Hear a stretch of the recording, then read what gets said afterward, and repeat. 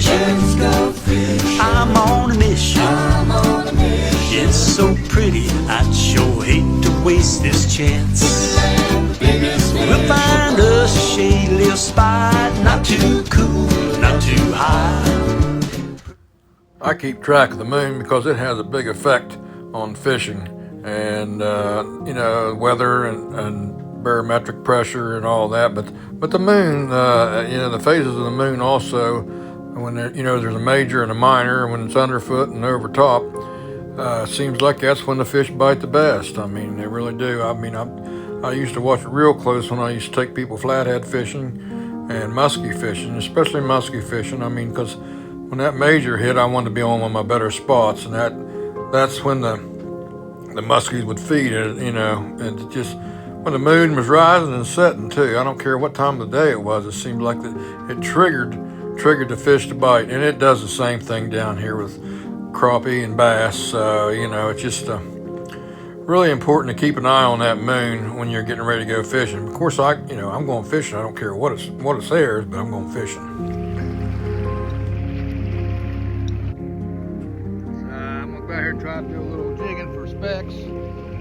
It is foggy. It just got like this too. Better turn on some lights. Got some lights on, and we're out here in front of. I'm gonna do a little bit of speck fishing on a little grassy this morning. It's real foggy. I'm not gonna go right in. Yeah, I wasn't gonna go fishing this morning. I was gonna take a day off, but then I went in there, and Richard and a couple of the guys was talking about how many crappie they've been catching out there jigging, so got me all wound up. So I started out, and of course, look at it, it's really foggy. I mean, really foggy, and so I just kind of idled out there, seen Mr. Victor out there and his buddies, and Richard out there, and a couple other of my buddies out there jigging, and they weren't doing any good. Now they got, you know, they got their limit in 18 yesterday, but it just wasn't happening this morning, I guess. But I just got started, got set up everything, and started. I moved a couple of times trying to find a few crappie and the fog, and I didn't even get a peck. I mean, you know, but then I got a call from the shop, and Mr. Leafs asked me, he said, I got a gentleman and his son and his nephew who want to go fishing 10 o'clock, and this was about 8:30, you know, and I thought, okay, all right, so I run back in, you know, and switch everything around and get my shiner poles and get things situated, and trying to scramble my brain where to take them, you know, because that's 10 o'clock to 2 o'clock. That's kind of the dead time, but I was looking at some of the moon phases and where it's going to be, and you know, and I thought, well, you know what, about 11 o'clock, 12 o'clock, it should you know, have a halfway decent. Well, it did. I mean, when about 11 o'clock, them old boys, his father and son and his nephew from Jupiter, they started plucking them out, and they caught a couple over 5 and one or two over 3, 4, and we ended up catching probably about 18, and it was pretty good 4 hours on the lake. But yeah, I think we moved 4 times, and the two places we moved to, we caught fish, and 2 other places the Garrad moved in, and you know, the Garrad was killing the shiners, so we had to move. But yeah, it was just a good afternoon, and 2 fine young men, and their father was too, and I'm telling you, it's so much easier when you take people out that can fish, that have fished before. Them boys could cast their own shiners, and they were really excellent about tell them where they was at, and they would put them right there on the old dinner table, I always say, and you know, plucked them out. And that one young man, I think his name's Case. I can't remember names, guys. Yes, that's a 72-year-old thing. You know what I'm saying? Can't remember these guys' names, but they were super. He broke off on a nice one, a big one, but he ended up catching a big one. But The other young man, he caught one on look over 5 pounds. It was the biggest one of the day.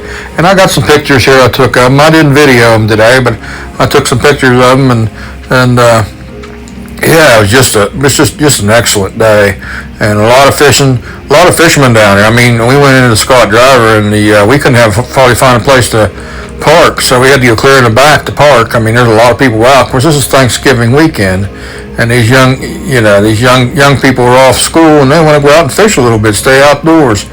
And I take my hat off to this gentleman. He's doing this for his son and his nephew. They're going to fish today, then they're going to go back and ride dirt bikes and keep them outside, and keep them busy, and that's a good thing. One was 12 and the other one 13. Now the 12-year-old in 2 or 3 days he's going to have a birthday, and he's going to be a teenager. So yeah, so they'll remember today. They had a really good day of fishing, and the fish, they cooperated. Man, they fought too. They really fought good. I mean, they jumped and tried to get in the grass, and once them boys got a hang of it, they knew what to do. They drug them babies in. They didn't let them get in the grass now. So, but yeah, I had a good day. But like I said, I was out here crappie fishing, and got the call from Leaf. I said, hey man, can you take this party out from 10 to 2? And I thought, yeah, I can do that. Which I'm glad I did now, because we had a blast out there. And if you guys want to do it, I mean, if you want to come out here and go fishing with me or any of the other guys there at GARRARD Tackle, just give Mr. Leaf a call or Caleb a call down there at GARRARD Tackle, and they'll set you up with a trip. It's just all the guys there. All the guys are very qualified. I'm telling you right now. I don't care whether it's specks or crappie or bass or catfish. And Mr. Bob will take you alligator hunting. Mr. Randy, if you want to go turkey hunting, and Leaf will take you hog hunting. You want to do the hog hunting thing, he'll take you hog hunting. He's got places to go hog hunting. So GARRARD Tackle provides all the services for the outdoorsman. When you come to South Florida, you need to stop in there to shop. Yeah, like I said, I did get a jig for about 45 minutes, but I never had a peck. I mean, I've been catching them. Mr. Richard and Vincent and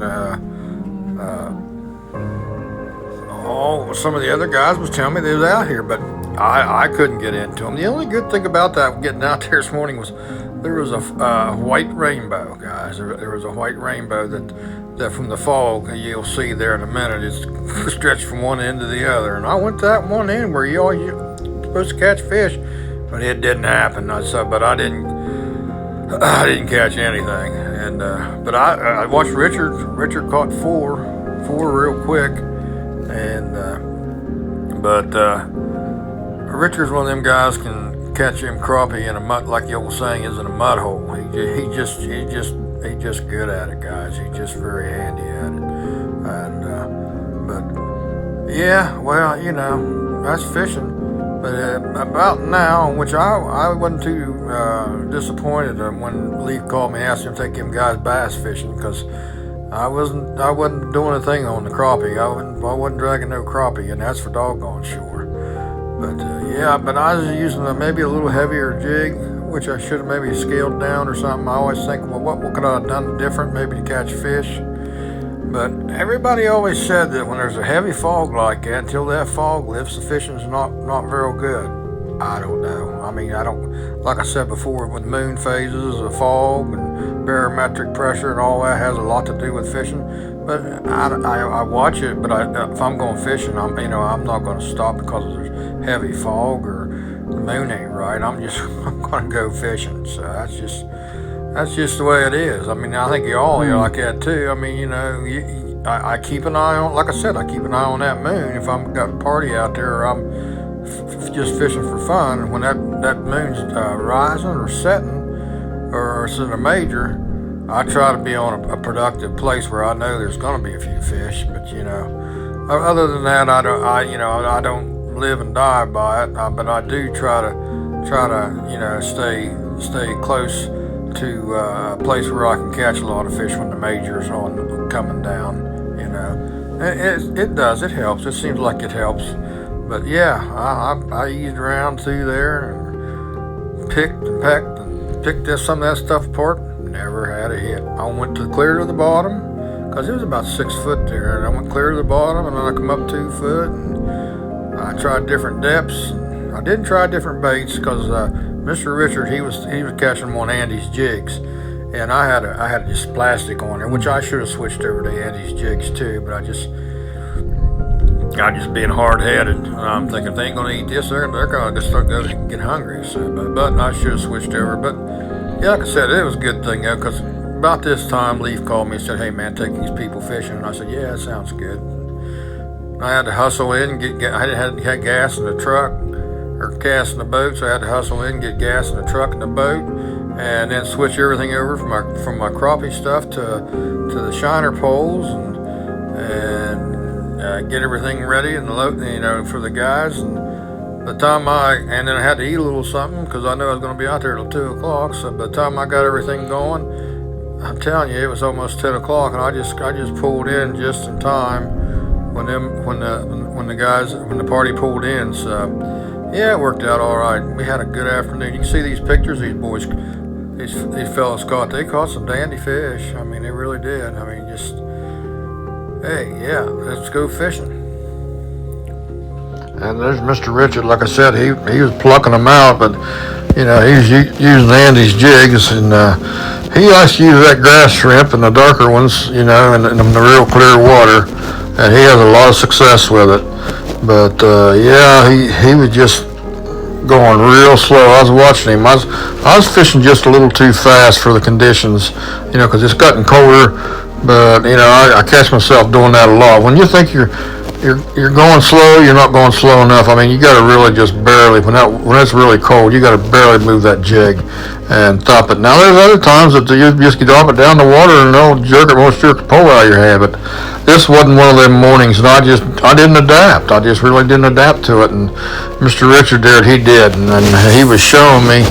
I pulled over and he showed me the color of Andy's jig he was using, and of course, I was just, like I said, I was getting ready to dig them out and go on over there and try it when I got the call from Mr. Leaf, to take in people bass fishing, which was a good thing, because I just couldn't get the hang of it this morning. You just don't catch fish every time you go out. If anybody says they do, they're lying to you. I can tell you that right now. Yeah, but Richard showed me the Andy's jig gear, and I just thought, I can do this. But yeah, I'm going to go tomorrow morning. I think I'm going to go trolling. But there's a bad cold front coming. There's a cold front coming through, so that's going to shut everything down. I'll shut the bass fishing down again. So anyhow.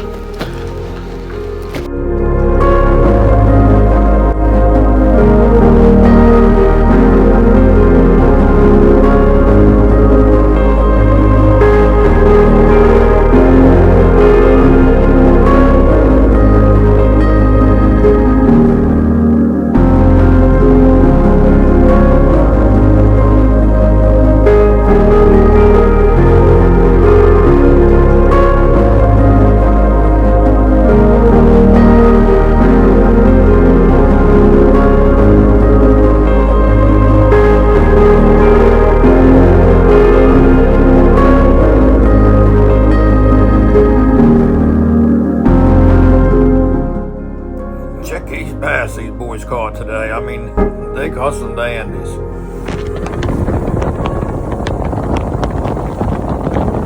Picked them up there and started out, and the fog had lifted, and we was heading down the lake, going down towards Indian Prairie and Buckhead, and in between, just hit a few spots down through there, but it got crystal clear. I mean, you talk about a beautiful day. It was just a beautiful day on Lake Okeechobee, and but yeah, I was. I'm glad I couldn't have done this, but the fog was still there. But the fog had lifted, and it was clear sailing. You can see it, just clear sailing. Here's another nice one that young man caught. It was a dandy. It fought good. But yeah.